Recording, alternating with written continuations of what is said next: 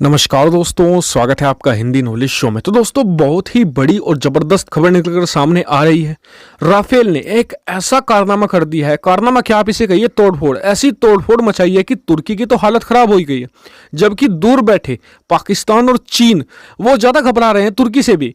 मैं सब कुछ आपको डिटेल से बताऊंगा कि ऐसा राफेल ने कर कैसे दिया है, और बड़े बड़े रडार, बड़े बड़े डिफेंस सिस्टम देखते रह गए, और राफेल ने ऐसी भयंकर तोड़फोड़ मचा कर रख दिया है कि तुर्की की वायुसेना में खलबली मची पड़ी है। और मैं आपको सारी डिटेल बताने वाला हूं कि कहां पर राफेल ने क्या कर दिया है। लेकिन उससे पहले बता दूं कि मैं क्षमा चाहता हूं कि आज वीडियो थोड़ी लेट आ गई है। कुछ कारण थे पर्सनल, जिनकी वजह से थोड़ी वीडियो लेट आई है। तो चलिए दोस्तों, वीडियो को हम शुरू कर लेते हैं। तो दोस्तों, हुआ क्या है कि तुर्की की सेना इस समय लड़ाई लड़ रही है लीबिया के अंदर, और वहां पर उसके बहुत सारे मिलिट्री बेस भी हैं। वहीं एक तरफ तुर्की है तो दूसरी तरफ फ्रांस, और इसके अलावा जो इजिप्ट जैसे देश हैं जो हफ्तार की सेना को समर्थन दे रहे हैं। सभी के वहां पर अपने अपने इंटरेस्ट हैं। तो हाल ही में वहां पर तुर्की की सेना थोड़ी एडवांस कर रही थी, तो उसे हटाने के लिए यहां पर एक जॉइंट ऑपरेशन चलाया गया है। फ्रांस और दूसरी तरफ था इजिप्ट, दोनों के पास ही राफेल हैं, तो उसी से उन्होंने इस्तेमाल किया। और ऐसे देखिए, चीन और मतलब कि पाकिस्तान तो दावा करते हैं कि वो राफेल को रोक लेंगे, और दोनों के पास चाइनीज रडार है। लेकिन तुर्की के पास चाइनीज रडार से बेहतर अमेरिकन सिस्टम है। इसके अलावा जो कुछ जर्मन सिस्टम है, कुछ ब्रिटिश सिस्टम है जो काफ़ी बेहतर है चाइनीज रडार से, उन सभी को चकमा दे दिया गया है। कुछ इसमें रशियन सिस्टम भी थे, उन सभी को चकमा दिया गया, और भारी बमबारी की गई तुर्की के एक मिलिट्री बेस पर। और ये तुर्की के लिए एक राष्ट्रीय शर्म का मुद्दा बनकर गया, क्योंकि ना तो उन राफेल को रोक पाए F-16, ना ही जो बड़े बड़े डिफेंस सिस्टम खरीदे थे, कोई भी नहीं रोक पाया है।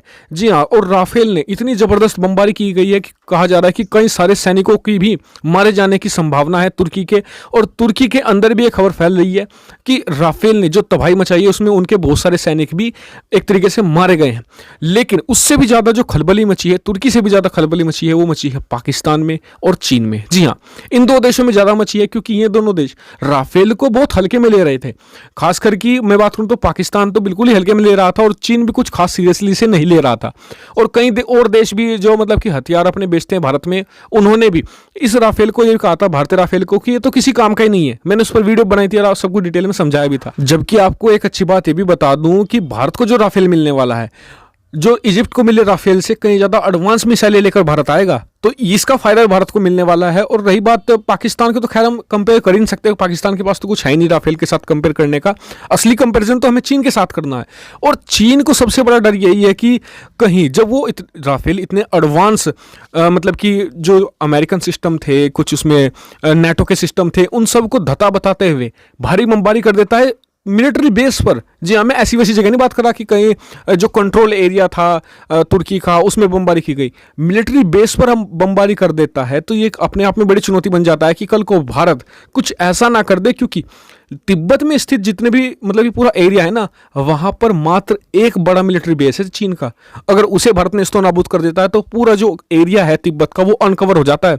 और उसी को देखते हुए ये एक बहुत बड़ी चुनौती बनकर सामने खड़ा हो गया है चीन के। और चीन अब देखते हैं कि इस पर कैसे रिएक्शन देता है। लेकिन पाकिस्तान में तो वाकई में जो बड़े बड़े एनालिस्ट है इस बात पर चर्चा जरूर कर रहे हैं कि कैसे राफेल से निपटा जाए, क्योंकि राफेल ने जिस हिसाब से हालत खराब किया तुर्की की, जबकि तुर्की की काफी बड़ी सेना है पाकिस्तान के मुकाबले, लेकिन फिर भी तुर्की को मजा चखाकर रख दिया है। तो आने वाले समय में हालांकि तुर्की ने कहा कि वो रिटेलिएट जरूर करेगा, देखते हैं कि वो किस हिसाब से रिटेलिएट करता है। और आपको एक बात और बता दूं कि S-400 की तैनाती उस समय वहां पर नहीं थी। जी हाँ, S-400 को इसमें चकवा नहीं दिया गया है, लेकिन आने वाले समय में राफेल और S-400 की टक्कर हो सकती है, इस पर भी बातचीत चल रही है। मैं उस पर आपको जल्दी आज शाम तक एक वीडियो और बनाकर देने वाला हूं। तो thank you very much for watching video. Keep subscribe, keep share, keep support.